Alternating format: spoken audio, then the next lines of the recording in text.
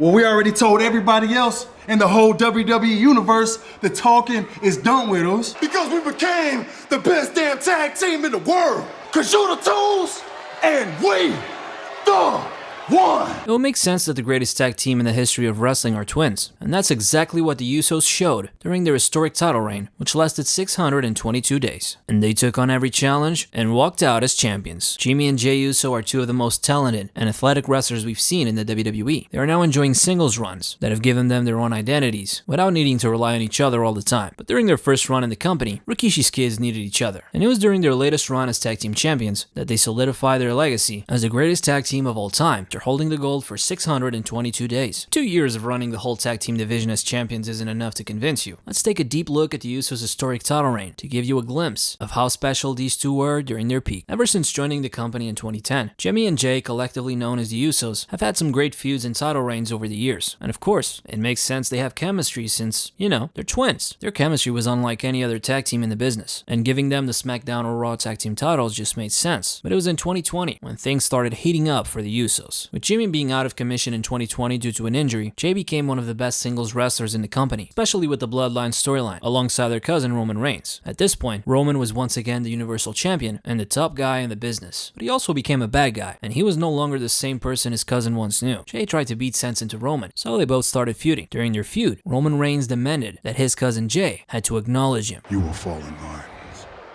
Of course, Roman won the family feud, which was the beginning of the character we now know as our tribal chief. Jey now took orders from his cousin Roman. He turned into a bad guy just like his cousin, and turned into Roman's glorified bodyguard. Jamie's eventual return caused friction within the bloodline, but they eventually turned the animosity aside and became a cohesive unit. The bloodline became the most dominant faction in the past few decades. With Roman sitting at the head of the table with the Universal title around his waist, the Usos needed to follow the same footsteps and claim gold to solidify the bloodline's dominance. On July 18, 2021, the Usos wrestled Rey and Dominic Mysterio in the Money in the Bank kickoff show to become 5-time SmackDown Tag Team Champions and 8-time Tag Team Champions. It was a great match, and Rey Mysterio stole the show a few times, as per usual, but Dominic was still green, and the Usos' chemistry allowed him to defeat the father and son duo and start a reign that will last until 2023. At SummerSlam, the Usos had a better performance against Rey and Dom in a classic tag team match. They retained the belts and solidified their dominance. Rey stole the show once again, but the Usos' chemistry prevailed against the ultimate underdog. At this point, Roman Reigns was the Universal Champion for over a year, so Jimmy and Jey needed to step up, eventually breaking their previous record of 182 days as champions on January 16, 2022. At WrestleMania 38, it looked like the Usos had serious competition when Shinsuke Nakamura and Rick Boogs were so over with the crowd that made us all believe that maybe they could win the titles. Boogs won over the fans with his power and charisma. He attempted an amazing feat of strength early in the matchup when he tried to squat both Jimmy and Jey on his back, but that's like 500 pounds total. So Boogs tore his quad just a few minutes in the match. Shinsuke Nakamura was now on his own, fighting against one of the best tag teams of all time. The match was supposed to last around 15 minutes, but they winged the rest of it, and it was cut short. Jimmy and Jey defeated Shinsuke Nakamura in 6 minutes. This win at WrestleMania 38 solidified their title reign, because Nakamura and Boogs were super over with the fans. But Roman's match at Night 2 of WrestleMania 38 helped determine the future of the tag team division. That might sound like it doesn't make sense, but Roman was at the height of his power, and had so much influence that WWE needed to make plans in different divisions to accommodate his star power. Announced as the biggest WrestleMania match of all time, Roman and Brock headlined WrestleMania 38 in a title unification match. Roman was the Universal Champion, and Brock Lesnar was the WWE Champion. Roman Reigns won, becoming the undisputed WWE Universal Champion, and this was the bloodline at their peak. Roman was now the only world champion in the WWE, and he gave the order. The Usos had to unify the tag team titles by challenging the Raw Tag Team Champions. On the May 20 episode of SmackDown, the Usos faced RK Bro. Just when you thought RK Bro had the match in the bag, Heyman and Roman interfered, allowing the Usos to win with a splash from Jey. The Usos were now undisputed WWE Tag Team Champions and had solidified their dominance as the best tag team in the company. But now they had a problem. They needed credible opponents that would make the audience believe they could lose, or at the very least, create a good feud. The company's focus on longer title reigns gave the titles more prestige, and if anyone was going to beat the Usos, they better be good. After their feud with RK Bro, they were now feuding with the Street Profits, who were also at their peak. The Street Profits were over with the crowd as babyfaces, but the most important story here was the Usos' title reign. At Money in the Bank 2022, they beat the Street Profits, but it was a controversial win. The thing is, Montez Ford's shoulder wasn't on the mat to set up a rematch for SummerSlam, and the special guest referee, none other than Jeff Jarrett. On July 18, 2022, the Usos became the first SmackDown Tag Team Champions to hold the title for a year. The Usos reaching the 365-day mark, it was a real possibility that the Profits were going to get the job done at SummerSlam. However, they retained the titles in an entertaining entertaining match that saw the Usos go against Double J a few times. The Profits nearly beat the Usos after a splash from Montez Ford, but a 1D on Dawkins secured the win. On commentary, Michael Cole questioned if there would ever be a tag team that was good enough to beat the Usos. They were now trying to break a new record, the New Day's record of 483 days as tag team champions. The New Day was the longest reigning tag team of all time, so at Crown Jewel 2022, no one doubted that the Usos would beat the Brawling Brutes, because they were so close to breaking the record, and that's exactly what they did. After beating them, the Usos faced the New Day on November 11, and the New Day had a chance to prevent the Usos from breaking their record. The Usos defeated the New Day in a banger tag team match to ensure they became the longest reigning WWE tag team champions of all time. They officially broke the record 3 days later, on November 14. Then 2 weeks later, they became the longest reigning tag team champions, surpassing the 497 days set by Gallows as the NXT UK tag team champions. At this point, the Usos already made history, and they had nothing left to prove. And besides, there was no other tag team that had enough momentum and fan power to beat them. But an internal storyline had been brewing within the Bloodline. Sami Zayn was delusional, and he proclaimed himself an Uso. He did his best to join the Bloodline, and joined their team during the 2022 War Games match, where he betrayed his best friend Kevin Owens to help the Bloodline defeat Drew McIntyre, Kevin Owens, and the Brawling Brutes. Sami's actions got him on Roman's good side, as well as the other Bloodline members, earning him the title of Honorary Use. Jay, who struggled to accept Sami at first, eventually formed a close friendship with him, while they were running together as members of the Bloodline. At the 2023 Royal Rumble match, Roman defeated Kevin Owens in a title match, and then proceeded to beat him down. Roman gave Sami the order. He told him to brutalize Kevin Owens with a chair, but Sami's longtime friendship with Kevin Owens prevailed over his desire to prove himself to the Bloodline and Roman Reigns, and Sami used the chair the Tribal Chief gave him to attack Roman Reigns himself. Jamie, Solo Sikoa, and Roman Reigns beat Sami Zayn down, and Jey Uso could only look at their actions in disgust. After the event, Jey announced on Instagram that he was out, hinting he had quit the Bloodline, while he and Jamie were still the undisputed champions. On February 10, 2023, however, Jey reappeared on SmackDown to help Jamie retain the titles against Braun Strowman and Ricochet, but we all knew what was gonna happen. If the Usos were gonna drop the titles, it would have to be on the grandest stage of them all. Jamie and Solo helped Roman defeat Sami Zayn at the Elimination Chamber event. Although Jey's allegiance to the Bloodline was still questioned, he showed his loyalty to his family by attacking Sami Zayn on March 6th. The Bloodline brutalized Sami Zayn. Cody Rhodes arrived just in time to help him. On March 20, Sami Zayn and KO reunited and decided to challenge the Usos for the tag team titles at WrestleMania 39. The hype was real. So much so, they were the main event of night one, and this was the first time the Usos headlined WrestleMania. Everyone was on the edge of their seat for this one. It was a brutal match full of finishers and near falls, and the crowd was super behind Sami and KO. Sami hit Jey with 2 haluva kicks before KO took Jimmy out with a stunner and a symbolic ending. The 3rd haluva kick sealed the match, as Sami and KO finished the Usos' historic title reign of 622 days. Even though the Usos lost, Dave Meltzer gave this a 5-star rating, so do with that as you wish. And it was the first ever 5-star match in the Usos' career. The match stole the show, and it was widely considered the best match out of the 2-night event. Afterwards, the Usos never got another title reign as a duo. They lost a rematch to Sami and KO before turning babyface and going against Roman and Solo Sikoa in a Bloodline Civil War. Jey Uso eventually challenged Roman Reigns for the title, only for Jimmy Uso to interfere and stab his brother in the back. Jey's move from SmackDown to Raw was the end for the Usos, at least for now, and currently they're singles competitors. The historic 622-day title reign that the Usos enjoyed placed the tag team division back on the map. God knows we've had enough lower mid-card wrestlers make the division a joke. The Usos made the tag team titles mean something again, and after their run, only the biggest names in the company have held the titles. Just look at the stats. To put things into perspective, Sami Zayn, Kevin Owens, Cody Rhodes, Jey Uso, Finn Balor, and Damian Priest, who are all main event level stars, held the titles after the Usos dropped them at WrestleMania 39. Before this, no one cared about the tag team titles, because nobody gave us a reason to care about them. But the Usos not only solidified themselves as the greatest tag team champions of all time, they made us care about the tag team division for the first time in years. Jamie and Jey may not win any major titles anytime soon, but their legacy is already cemented, especially due to their history-making run as tag team champions. Now, the Usos might be the longest reigning tag team champions of all time, but this wrestler held the IC title for over 650 days. Check out his historic reign as the Intercontinental Champion.